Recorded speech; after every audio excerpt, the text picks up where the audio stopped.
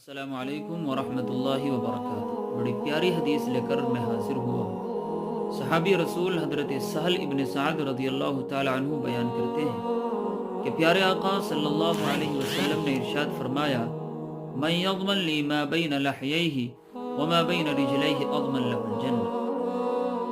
آقا نے ارشاد فرمایا کہ جو شخص مجھے دو چیزوں کی ضمانت دے گا میں اس کو جنت کی ضمانت دیتا ہوں کہ وہ شخص جنت میں جائے گا۔ پہلی چیز آقا نے ارشاد فرمائی کہ جو شخص مجھے اپنی زبان کی ضمانت دے گا کہ اس کی حفاظت کرے گا، کسی کی دل آزاری نہیں کرے گا، کسی کی غیبت نہیں کرے گا۔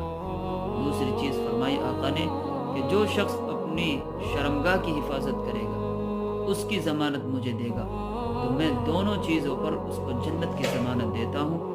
اللہ تعالیٰ دونوں باتوں پر عمل کرنے کی